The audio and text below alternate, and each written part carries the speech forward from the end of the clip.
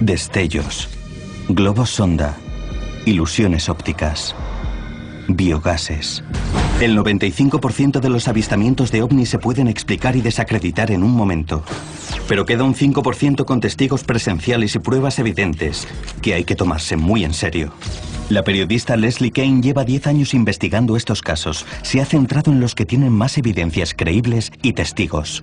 He trabajado con oficiales de alto rango, pilotos, generales y con un antiguo gobernador para demostrar que existe un fenómeno físico. Un objeto triangular gigante. Un óvalo gris oscuro. Ahora nuevas pruebas, grabaciones, datos de los radares y testimonios que nunca habíamos oído hacen que estos avistamientos formen parte de ese 5% imposible de ignorar. Es hora de corregir los informes de una vez.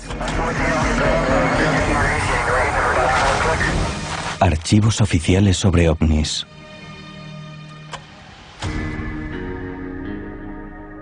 La gran mayoría de los informes de avistamientos los realizan civiles y suelen ser casos aislados con 1 o 2 testigos.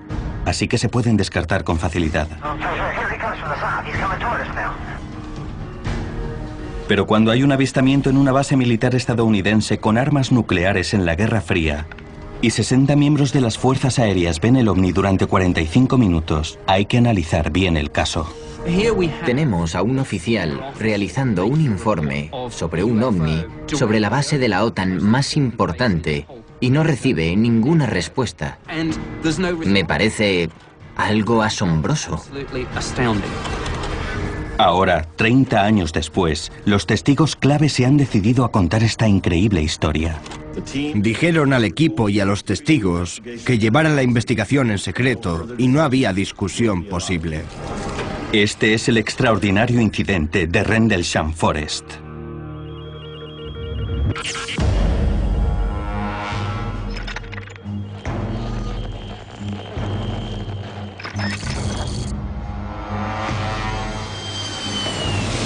Soy el coronel Charles Hutt. En 1980 era el segundo comandante de la base de RAF Ben Waters, Goodbridge, en Inglaterra. En aquella época era la mayor base táctica del mundo y como era una instalación clave para la OTAN, tenía que estar preparada para cualquier cosa. Bien temprano, en la mañana del 26 de diciembre, fui a por el registro, el informe cronológico de lo que había pasado en las 24 horas anteriores. Cuando entré en la oficina, el sargento de servicios se rió y dijo: «Coronel, no se lo va a creer. Anoche 3 de nuestros hombres estuvieron persiguiendo ovnis en el bosque. Decían que habían visto un objeto volador. Les investigaron y dijeron que habían vivido una experiencia rara». Yo le dije que pusiera que habían visto luces y que por el momento lo dejaríamos así. Hal quería deshacerse rápido de aquella historia, a pesar de los rumores de que se había visto una extraña nave en el bosque la noche de Navidad. Pero en unos días se vio obligado a actuar. 2 noches después, en la cena de Navidad, cuando estábamos terminando el segundo plato y nos preparábamos para el postre, el teniente de servicio, el comandante de la base y yo dijimos: «Tenemos que hablar, el ovni ha vuelto». Yo quería acabar con el tema, así que cogí mi grabadora de bolsillo, que siempre llevaba encima, y una PN-27, un contador Geiger, y nos fuimos al bosque. Por la noche, el 27 de diciembre de 1980, el coronel Halt y 4 oficiales, entre los que destacan un comandante y un experto en desastres naturales, fueron al lugar donde había aterrizado una nave 2 noches antes. Me encontré a la mitad de nuestro ejército allí. Había 5, 6 o 7 vehículos, jeeps, camionetas, y estaban iluminando el bosque. Yo pensé que aquello era un desastre potencial para nosotros. Así que les dije que se llevaran a todos los que pudieran a la base y con la grabadora elegí a un pequeño equipo y nos dirigimos al lugar del aterrizaje.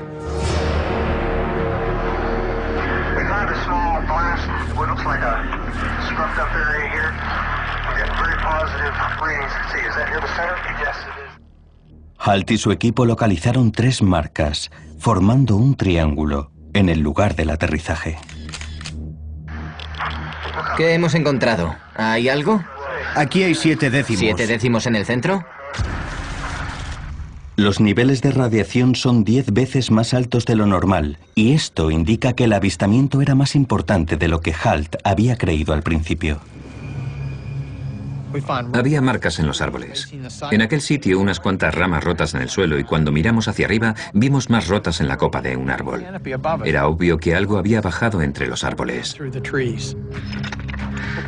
Mientras investigábamos, oímos a los animales de granja, las vacas y los pollos se volvieron locos durante un rato y luego se quedaron muy callados. Entonces, alguien vio un objeto rojo luminoso al otro lado del bosque, así que yo encendí la grabadora inmediatamente.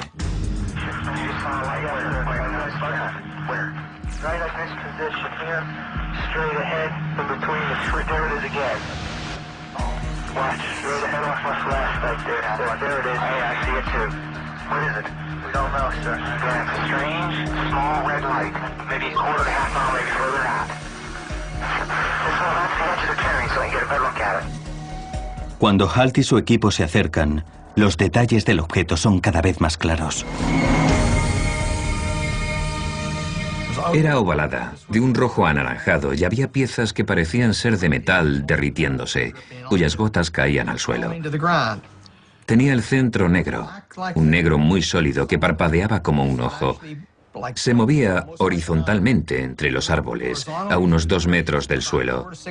Iba zigzagueando, botando un poco. Buscaban algo e iba controlado por vida inteligente. La descripción de Halt coincide con la de otros muchos avistamientos de ovnis. Los testigos suelen hablar de orbes rojas que vuelan y buscan bajo la dirección de seres inteligentes. Pero para Halt y los demás oficiales, esta experiencia está a punto de convertirse en algo de todo menos típico.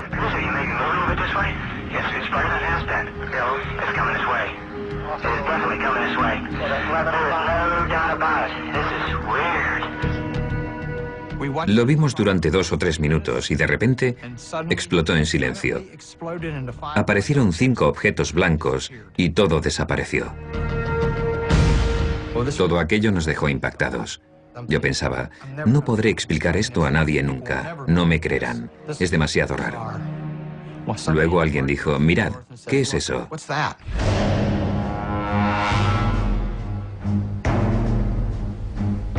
Y vimos 4 o 5 objetos elípticos con luces multicolor a unos 1000 o 1200 metros de altura. Iban a gran velocidad y haciendo movimientos bruscos y angulares. Oímos muchas conversaciones en las radios, pero teníamos dificultades para oír porque había interferencias. Hay quienes dicen que dejaron caer un rayo en el almacén de las armas. Estábamos muy nerviosos por todo lo que estaba pasando.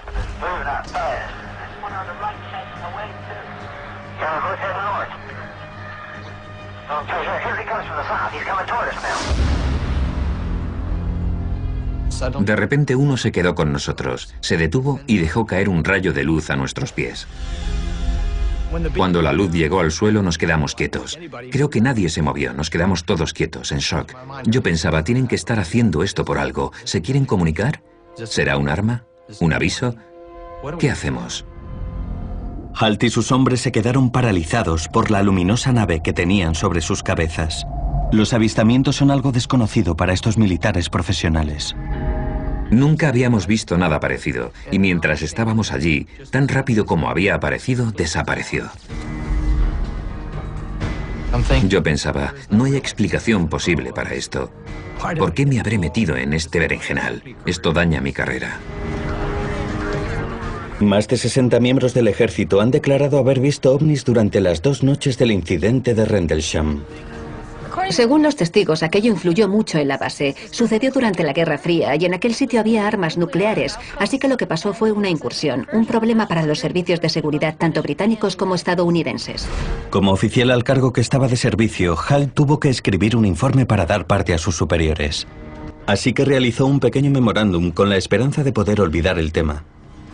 Como la base está situada en Inglaterra, el memorándum llega hasta el Ministerio de Defensa británico, que concluye que el acontecimiento no tiene significancia para defensa y cierra el caso. Y así estuvo durante más de una década. Me llamo Nick Pope. Trabajé en el Ministerio de Defensa durante 21 años y a principios de los 90 llevé el tema de los ovnis. Me encargaba de investigar los avistamientos y de determinar si suponían una amenaza para el Reino Unido. En 1994, Nick Pope reabre el caso sin resolver del incidente de Rendlesham Forest. Una de las cosas que me llamó la atención fue la falta de respuesta formal en cuanto al informe del coronel Halt. Uno de los oficiales más experimentados había realizado un informe sobre un ovni que había aterrizado cerca de una de las dos bases más importantes de toda la red de la OTAN y no había obtenido respuesta. Aquello me pareció muy sorprendente. Pope comenzó un exhaustivo estudio de 3 años y destapó varios errores de la investigación, entre ellos la confusión sobre la jurisdicción. El incidente de Rendlesham Forest sucedió en las bases de Bentwaters y Goodbridge. Por supuesto, eran bases estadounidenses, pero en suelo británico. Así que hubo mucha confusión sobre quién estaba al cargo. Otro problema era que la zona donde aterrizaron no se acordonó al momento. La gente iba y venía y no hacía más que contaminar el lugar. Tenían que haberla peinado con un detector de metales y haber cogido muestras del suelo, pero no fue así. Varios años después del informe, Pope destapa algunos errores graves que se cometieron en la primera investigación. Quería saber si el ovni dejó rastro en los radares. Uno de los testigos dijo que, por un momento, hubo un objeto no identificado alrededor de la base, en 2 o 3 barridos del radar, pero luego desapareció. Pero cuando los estadounidenses realizaron el informe para el Reino Unido, las fechas estaban mal, así que el Ministerio de Defensa investigó la noche equivocada, y cuando se dieron cuenta del error ya habían destruido la cinta del radar.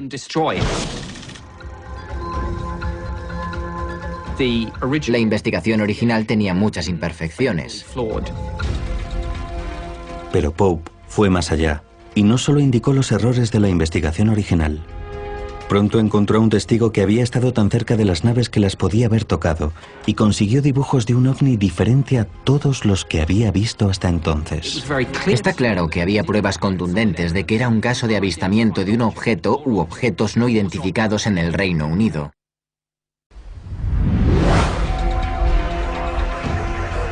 Después del día de Navidad, en 1980, más de 60 militares vieron lo que ellos describen como varias naves desconocidas sobre las bases de la OTAN de Bentwaters y Woodbridge, en Inglaterra. Dicha experiencia deja en shock a muchos soldados, entre ellos al segundo comandante, el coronel Charles Halt. Yo pensaba, no podré explicar esto a nadie nunca, no me creerán, es demasiado raro. Nunca se explicó el avistamiento oficialmente y se cuestionó así si los testigos realmente vieron lo que vieron, hasta una década después, cuando Nick Pope, un trabajador del Ministerio de Defensa británico encargado de las investigaciones sobre ovnis, solicita una revisión del caso de los por entonces desconocidos avistamientos. Pronto me di cuenta de que la investigación original tenía muchas imperfecciones. Preocupado por aquellos errores, Pope realiza una investigación profunda. En 1994 entrevista a un hombre que podría ser clave para el caso, el sargento James Penniston, el experimentado estadounidense a cargo de la seguridad.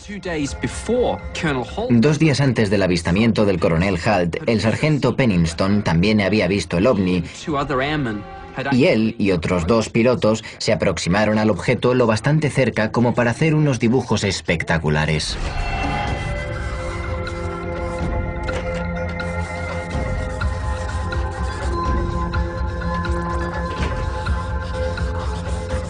Penniston consiguió acercarse mucho. Mirad la forma triangular. Es interesante comentar que las marcas que había en el lugar del aterrizaje formaban un triángulo. Y además, se recogieron altos niveles de radiación en aquellas 3 marcas.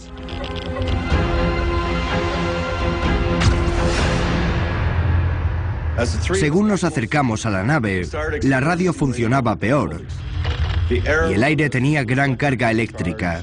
Lo notábamos en la ropa, en la piel y el pelo. El entrenamiento que había recibido no me había preparado para aquello.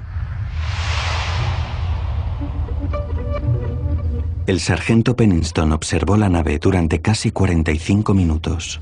Uno de los datos más intrigantes fueron los extraños símbolos que vio en el lateral y que le recordaban a los jeroglíficos egipcios.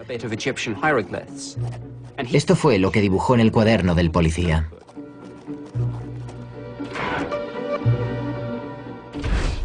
Muchos años después del incidente, el sargento Pennington decide salir de la sombra y hablar públicamente del avistamiento.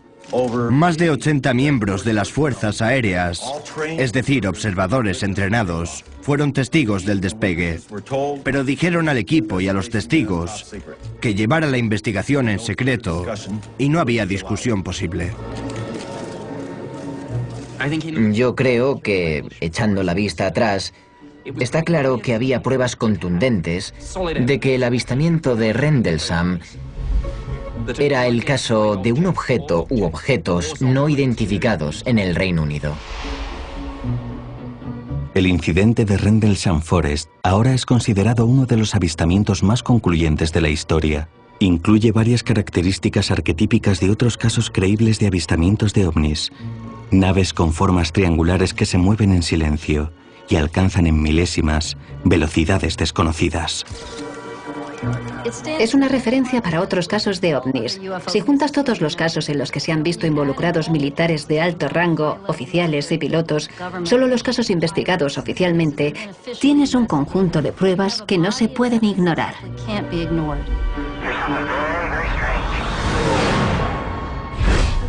Pero ¿qué pasa cuando toda una ciudad es testigo de un ovni tan grande como 2 o 3 campos de fútbol americano? Tenía forma de boomerang.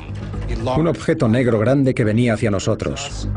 Pensaba que me iba a desmayar porque estaba embelesado con esa cosa. Dije, ese bicho mide 1,5 kilómetros.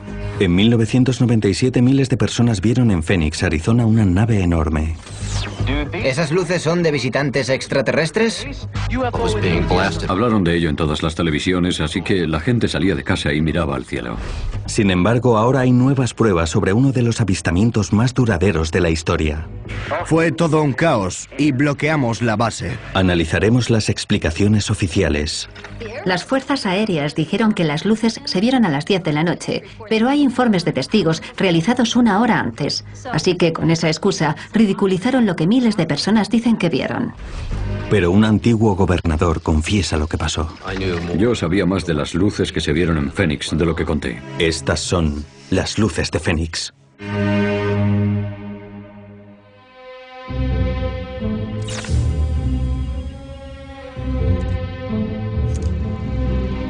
Soy Fife Symington, el antiguo gobernador de Arizona, y en la primavera de 1997 tuvo lugar un acontecimiento extraño mientras yo era el gobernador del estado.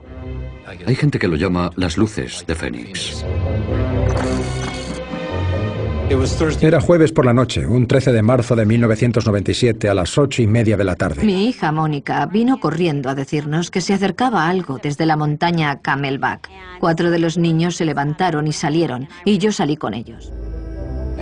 Miré al norte y mi mujer y yo vimos 3 luces blancas formando un triángulo que venían hacia nosotros. Había 5 luces grandes delante y tenía forma de boomerang. Era una nave sólida, silenciosa y volaba muy bajo. Pero lo que me impresionó fue el tamaño. Era enorme, monumental. Ni los centros comerciales son tan grandes. Nos quedamos allí viéndolo acercarse. Pasó por encima de nuestra casa y lo vimos completamente durante 5 o 6 minutos. Mi mujer y yo nos miramos. Yo la miré a los ojos y le dije, hemos visto nuestro primer ovni. ¿Esas luces son de visitantes extraterrestres? Cientos de personas que viven en el valle creen que es posible. Lo que han descrito como gigantesco con luces brillantes formando un boomerang surca los cielos. No hay explicaciones oficiales de lo que son esas extrañas luces. Aquella noche hablaron de ello en todas las radios y las televisiones, así que la gente salía de casa y miraba al cielo. Lo vieron miles de personas en todo el valle. Hubo una avalancha de llamadas a la oficina del gobernador y al departamento de seguridad. La gente quería respuestas, así que contacté inmediatamente con el jefe de la Guardia Nacional y mis hombres llamaron a la base aérea de Luke para ver si eso tan exótico que sobrevolaba el valle era suyo, pero no supieron contestarnos. Todo el mundo pensaba, madre mía, no sabemos lo que es. Algo extraño ha pasado en los cielos de Arizona, pero todavía no se ha podido explicar. Según los amantes de los ovnis, se trata de un gran avistamiento. Los pilotos dicen haberlo visto en el aire, aunque los radares militares no lo han captado. Fuera lo que fuera, había más de unos cuantos habitantes de Phoenix viéndolo. Durante las semanas siguientes al acontecimiento hubo más de 700 personas que informaron del avistamiento a la policía y al Centro Nacional de Avistamientos, una organización privada de Seattle, Washington. Y entre los testigos había pilotos, agentes de policía y militares. A pesar de que las descripciones del objeto difieren, hay determinadas características que prevalecen. Se trataba de un objeto sólido, gigante, con forma de delta o triángulo. No hacía ruido y sobrevolaba el valle. Y lo que es más importante, fue visto desde diversos puntos por testigos en todo el condado durante un total de 106 minutos. Estábamos tumbados en el césped viéndolo. Era un objeto sólido. Algo inexplicable. Una pasada.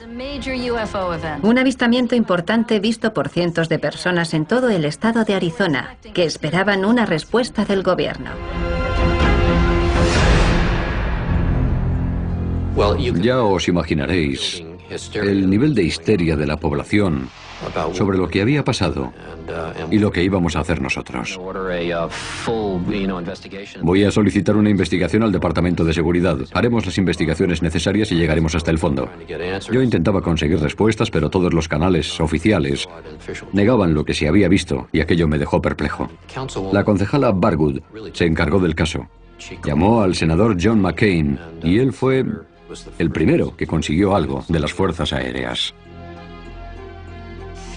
Las fuerzas aéreas dijeron al senador McCain que las luces las había lanzado la Guardia Nacional entre las 9:30 y las 10 de la noche. Pero como los avistamientos empezaron a las 8:15, más de una hora antes de lanzar dichos rayos y en un lugar diferente al sitio donde se había visto al ovni, esto no explica lo que tantos testigos presenciaron. Se lanzaron alrededor de las 10 de la noche. Estaban en el sudoeste de Phoenix, no estaban sobre la ciudad ni siquiera en el condado. Lo que mi mujer y yo vimos pasó a las 8:30. A mí me parece que ese objeto llegó a las 8:30. Pero las autoridades decidieron encubrirlo, así que lanzaron sus rayos a las 10. Es para confundirnos intencionadamente. Lo confuso es que las luces que aparecieron en la tele aquella noche eran los rayos. Esas luces son de... Porque los vídeos de las noticias se grabaron sobre las 10, cuando lanzaron los rayos. Unos extraños haces de luz. Pero eso no explica lo que vieron los testigos. Aquellos rayos se lanzaron 2 horas después de los primeros avistamientos. Se trata de dos cosas diferentes. Hay algo que arroja más dudas sobre la explicación de las fuerzas aéreas. Esta grabación inédita realizada por un piloto en la base de Luke al Centro Nacional de Avistamientos en la mañana del 14 de marzo. We got a call from Prescott Valley Airport, a small airport north of us, reporting an object that had a near miss with a small Cessna. The call came up approximately 8:32 that they encountered something over Phoenix, Arizona, over the area of 7th Avenue and Indian School Road. They don't know what it was. Según este aviador, la base Luke envió 2 F-15 a investigar el incidente poco después de las 8:30. Cuando volvieron, habló con uno de los pilotos e indica que estaba visiblemente conmocionado. The command pilot of this particular flight. I've never seen this man scared, and he was scared to death. He's not sure what it was. His statement was that they followed this aircraft. It went on a straight line course heading towards Sky Harbor Airport, which is one of our main airports here, at approximately 18,000 feet, descending to 10,005. He saw 5 distinct lights in a triangular pattern. First 3 lights were in a tight triangular formation, and then the other light was at about 400 yards, also on the east side of the triangle. It scared the hell out of them, and after they landed, the base was we had a complete lockdown. All hell broke loose basically, and the facility was closed. A pesar de este impactante testimonio, las fuerzas aéreas niegan que se produjera un encuentro.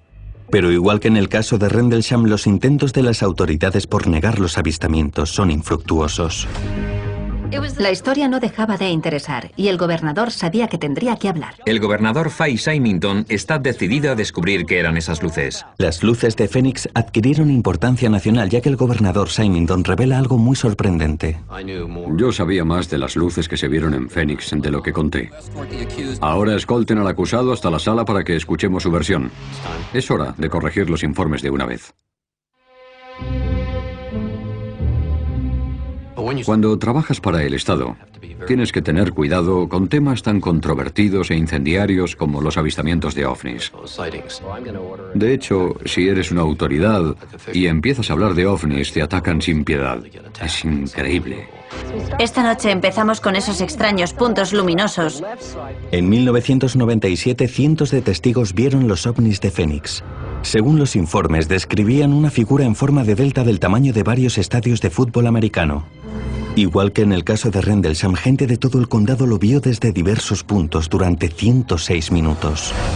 Miles de personas lo vieron y había mucho interés por el caso. Había un gran nivel de histeria. Los seguidores de ovnis de todo el condado... 3 meses después del avistamiento en USA Today, aparecen las luces de Phoenix en titulares y ponen al gobernador Symington en el punto de mira. En junio hicieron una gran publicidad del caso y de repente nos vimos asediados. Así que organicé una conferencia de prensa para que la gente se calmara un poco. El 19 de junio, Symington da una conferencia de prensa para anunciar que se había resuelto el misterio. Ahora pido a la agente Stein y a sus compañeros que escolten al acusado hasta la sala para que escuchemos su versión. Que no se acerquen a mí, por favor. Esto ha sido para que veáis que os lo tomáis muy en serio. Fue una broma muy graciosa, pero por desgracia no la entendieron. Fue un insulto y sigo ofendido, igual que muchísimos otros testigos. Mucha gente podía haber dado la cara, pero en vez de eso, se recluyeron más y se negaron a hablar debido a eso, a que lo ridiculizó. Aquello me enfadó mucho, porque sé lo que vi y no me gustan ese tipo de actitudes. Cuando esa cosa estuvo 5 minutos sobre mi casa, deberían interesarse. Aquella conferencia de prensa no gustó a mucha gente y me arrepiento. Pero lo peor es que yo sabía más de las luces que se vieron en Phoenix de lo que conté. Y tenía que haber contado mi propia experiencia antes.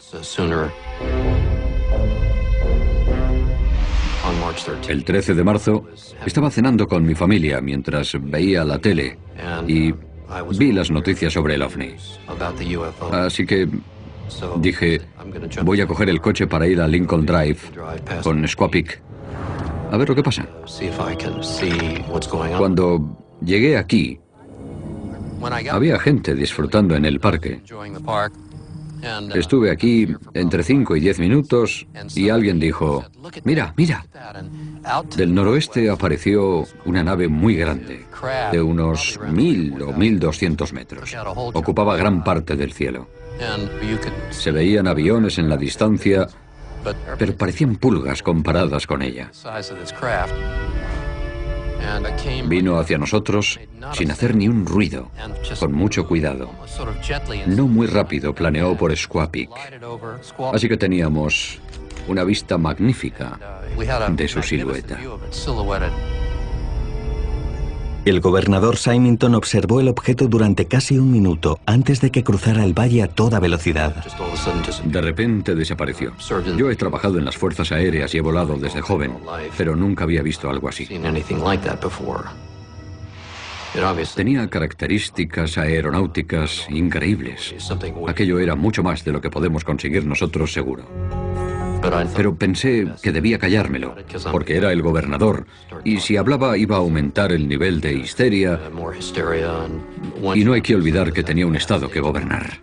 Symington se mantuvo en silencio durante su segundo mandato, pero ahora, 15 años después, el exgobernador ha dado una lección a los demás cargos públicos. Yo creo que, en lo que respecta al gobierno, siempre tienen que darle explicación a todo. Y es difícil para las instituciones decir que no saben algo, que hay cosas que no pueden explicar y admitir su gran vulnerabilidad. Pero he aprendido una dura lección sobre el tema, basándome en una experiencia personal. Los cargos públicos tienen que ser más abiertos y más valientes en cuanto a temas como este. Hay que afrontarlos legítima y objetivamente, y si no sabemos lo que es, deberíamos decirlo. Es hora de saldar deudas y hacer lo correcto. Los detalles de lo que se vio aquel marzo de 1997 siguen a debate, y el caso de las luces de Fénix sigue sin resolverse. Pero de lo que no cabe duda es que el caso puso en evidencia la necesidad de estudiar los ovnis, un proceso oficial en el que se realicen y se investiguen informes. Actualmente, para la gente en Estados Unidos, no hay ningún organismo oficial al que acudir si creen que se necesita un informe de un determinado acontecimiento. Lo interesante es que en términos de aviación, las fuerzas aéreas indican a sus empleados en su contrato que si ven un ovni no pueden comunicárselo a las fuerzas aéreas. Así que lo que están diciendo es que el gobierno estadounidense no quiere oír nada de avistamientos. Los pilotos y las personas relacionadas con la aviación, en particular, son testigos perfectos. Pero normalmente, cuando ven ovnis, no informan a nadie, porque creen que su carrera profesional se verá coartada. Es un verdadero problema, porque así es más difícil dejar constancia del caso y limita los datos disponibles sobre estos fenómenos. Sin un organismo oficial que recoja los avistamientos y con los ridículos informes realizados hasta la fecha, es imposible verificar la frecuencia y la magnitud de la actividad de los ovnis. No obstante, en la comunidad aeronáutica esto supone un gran riesgo para la seguridad, porque si estos objetos voladores son reales, podrían chocar con nuestros aviones en pleno vuelo.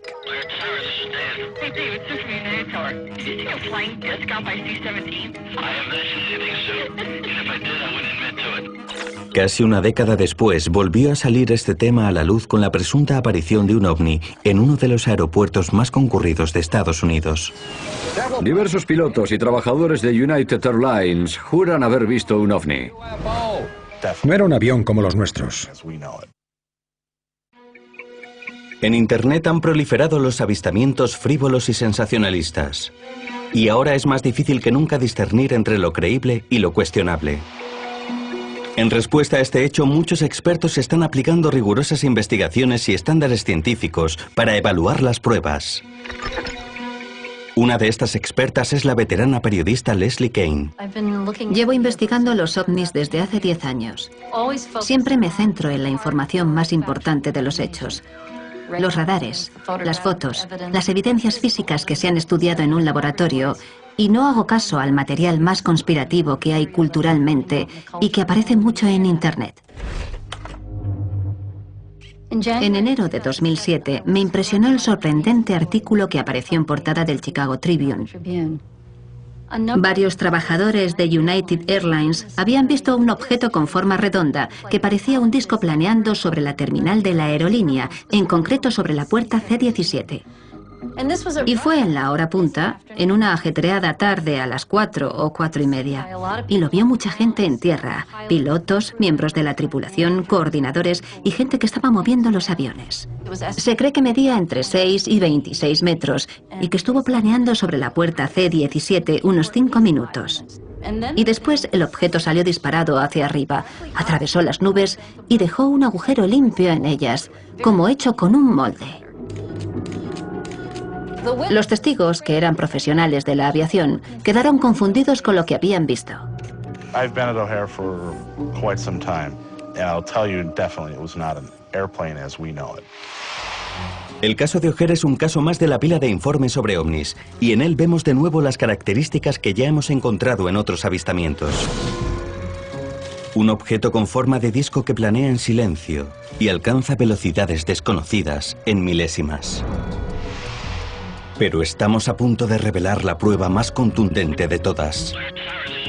Hey, did you see a flying disc out by C-17? Oh, it was starting soon. Unos meses después de aquel incidente, Kane recibe una copia de las grabaciones de la torre de control, donde encuentra un fragmento inédito en el que una supervisora de United Airlines llama para informar del avistamiento.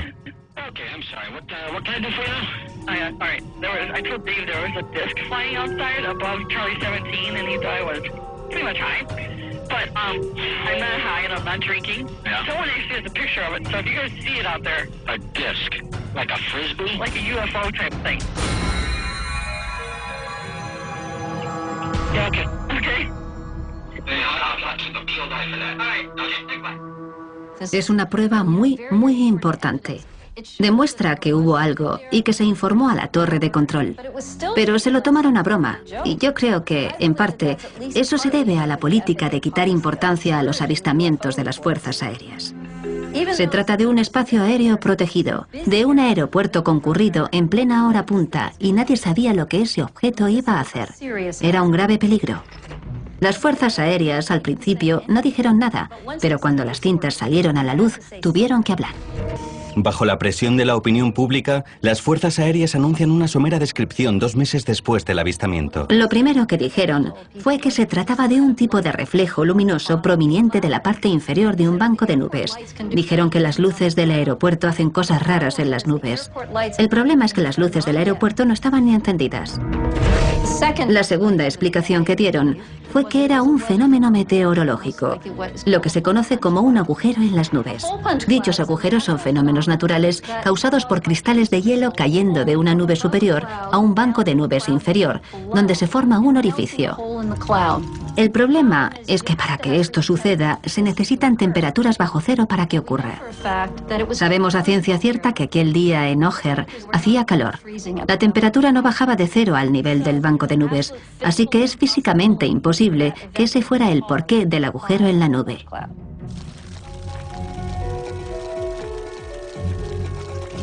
Como vemos, en el caso O'Hare y la respuesta de las fuerzas aéreas son un ejemplo de la típica forma en que el gobierno se enfrenta a los avistamientos.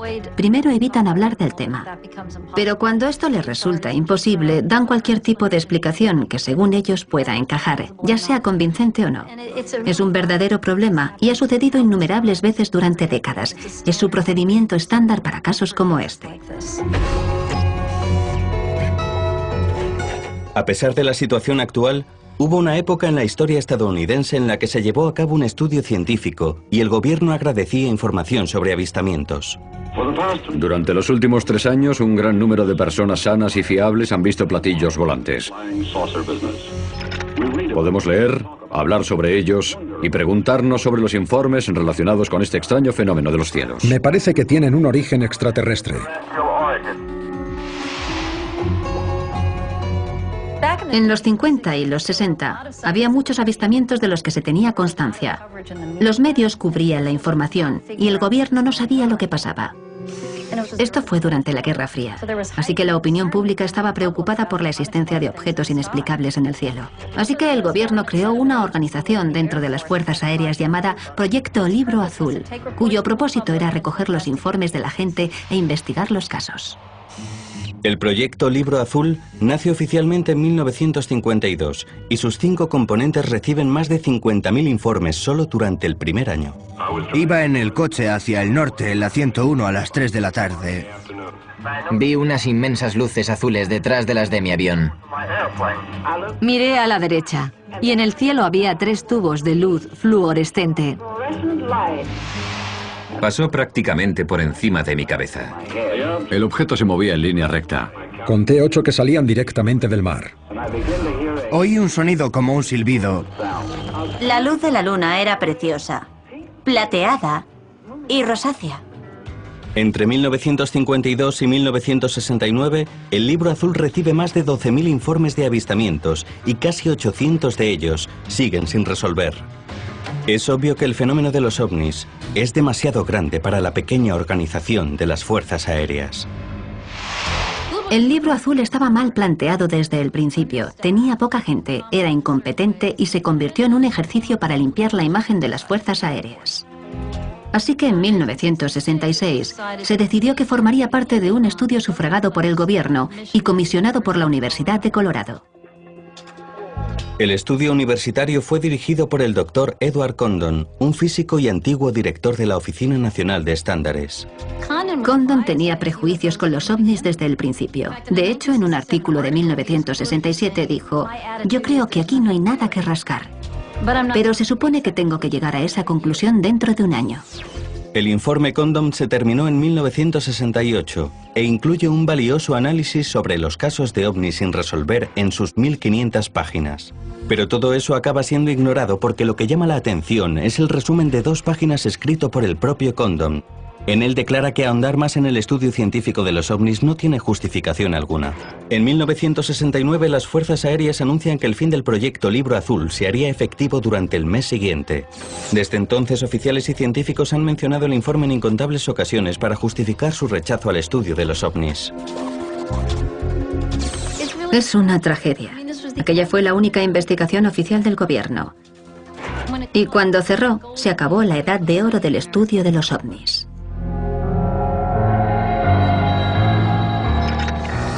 Desde 1970 muchos casos han puesto en la cuerda floja las afirmaciones en las que se respaldaba el cierre del Libro Azul.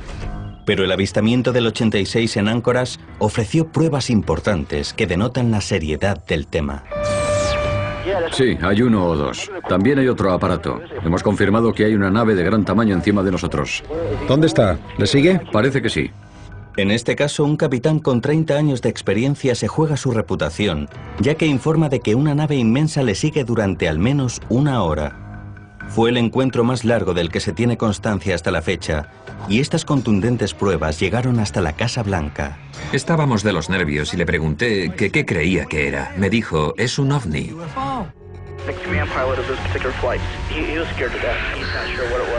Tenía forma de boomerang. Un objeto triangular gigante. Del tamaño de 3 o 4 portaaviones. Vino hacia nosotros sin hacer ruido. Es obvio que estaba controlado por vida inteligente.